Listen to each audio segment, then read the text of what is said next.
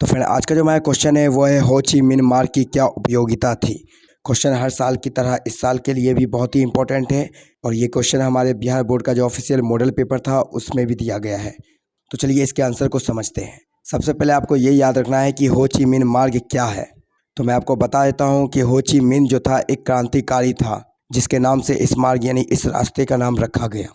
और ये जो मार्ग यानी कि रास्ता जो था वो हनोई से प्रारंभ होकर दक्षिण वियतनाम तक जाने वाला मार्ग है।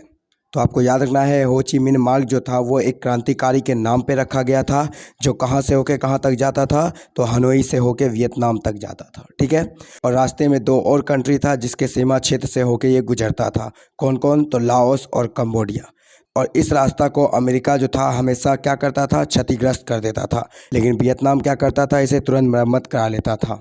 तो यहाँ तक जो हो गया हो ची मिन मार्ग के बारे में हो गया कि हो ची मार्ग जो था वो हनोई से प्रारंभ होकर दक्षिण वियतनाम तक जाने वाला मार्ग है जो लाओस कंबोडिया के सीमा क्षेत्र से गुजरता हुआ जाता है। अमेरिका कई बार इस मार्ग को क्षतिग्रस्त कर चुका था, लेकिन वियतनाम इसे तुरंत ही मरम्मत कर लेता था। बिल्कुल आसान भाषा में आप इसे अच्छी तरह से पढ़िए और इसे याद कर लीजिए। अब बात करें इसकी उपयोगिता, तो इसकी उपयोगिता क्या था? तो ये एक गुप्त रास्ता था जो सैनिक हथियारों और सामग्री को दक्षिण वियतनाम तक पहुंचाने में उपयोगी था।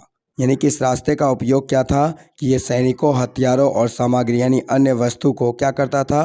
वियतनाम तक पहुंचाता था। ठीक है, जिससे वियतनाम को स्वतंत्रता संग्राम में सफलता मिली। तो ये एक बहुत ही आसान और इम्पोर्टेंट क्वेश्चन है, इसे आपको अच्छी तरह से याद कर लेना है। तो आज के लिए बस इतना ही, मिलते हैं हम अपनी अगली वीडियो में। Till then take care.